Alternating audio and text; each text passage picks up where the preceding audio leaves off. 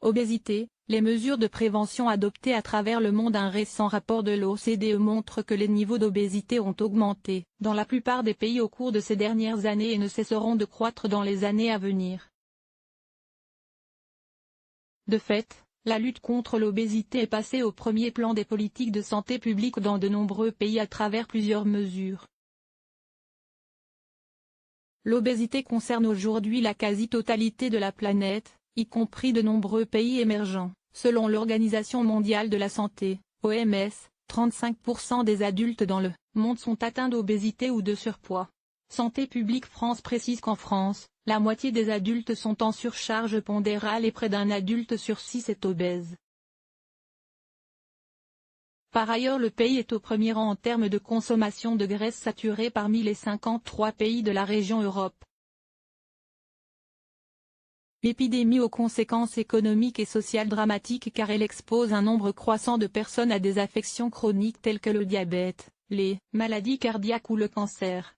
Or, un rapport de l'OCDE montre qu'il s'agit d'un fléau de santé publique qui ne cessera de s'amplifier dans les prochaines années. Ainsi en 2015, dans l'ensemble des pays de l'organisation, 19,5% de la population adulte souffre d'obésité. Un taux qui varie néanmoins selon les pays, de 6% en Corée et au Japon à plus de 30% en Nouvelle-Zélande, Mexique et aux États-Unis. Par ailleurs, au cours de la dernière décennie, la prévalence du surpoids et de l'obésité a fortement augmenté au Canada, en France, au Mexique, en Suisse et aux États-Unis, alors qu'il s'est stabilisé en Angleterre, Italie, Corée et en Espagne. Il n'y a cependant pas de signe clair de réduction de l'épidémie, dans aucun pays, précise le rapport. La France n'est pas épargnée. La France se situe quant à elle en dessous de la moyenne de l'OCDE, à 15,3%, entre la Slovaquie, 16,3%, et le Danemark, 14,9%. Les projections établies jusqu'en 2030 indiquent que les taux d'obésité seront particulièrement élevés aux États-Unis, au Mexique et en Angleterre, où 47%, 39% et 35% de la population devrait être obèse. Dans 13 ans, la prévalence en France sera moins importante que dans ces pays mais tout de même assez élevée. 21%, un taux proche de celui de l'Espagne. Mais le rapport précise que, parallèlement à ces chiffres croissants, un certain nombre d'initiatives conçues pour les combattre ont émergé ces dernières années dans le monde. Prescrire de l'activité physique, changer la taille des portions, augmenter le prix des produits riches en gras, en sucre et en sel, renforcer la régulation de la publicité. L'OCDE recense toutes les mesures qui ont marqué le combat contre l'obésité. Les auteurs citent en premier lieu la position d'un logo nutritionnel sur les emballages des aliments, à titre obligatoire ou volontaire. L'étiquetage interprétatif facile à comprendre entraîne un taux de réponse plus élevé des consommateurs que la simple liste de produits nutritifs, précise-t-il. L'exemple de la France et de son logo Nutri-Score, sélectionné dans le cadre d'une étude de plusieurs mois dans des supermarchés, est cité.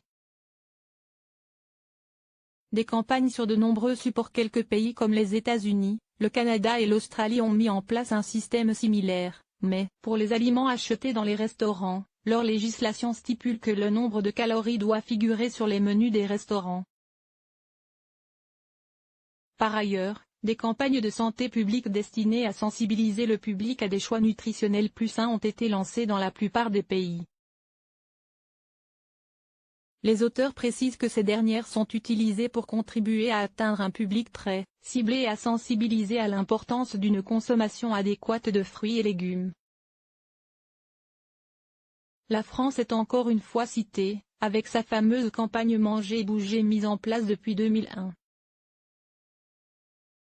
En parallèle de ces campagnes, ces pays investissent de plus en plus dans les médias sociaux et les nouvelles technologies, utilisées comme outils de promotion.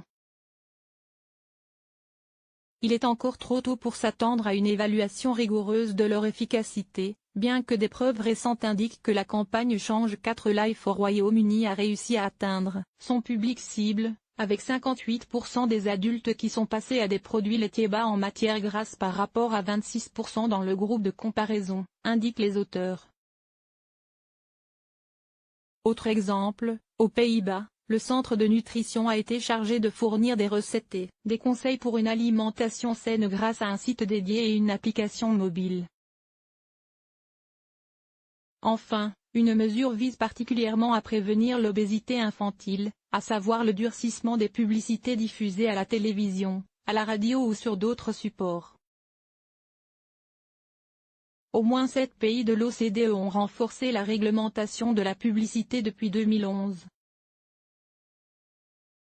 Les interdictions de publicité d'aliments et de boissons à la télévision et à la radio pendant les heures où les enfants sont les principaux publics ont été mis en place au Chili, en Islande, en Irlande et au Mexique. Si toutes ces initiatives se sont révélées efficaces, l'OCDE rappelle que la meilleure stratégie de prévention consiste à les utiliser simultanément afin de créer des synergies pour de meilleurs résultats.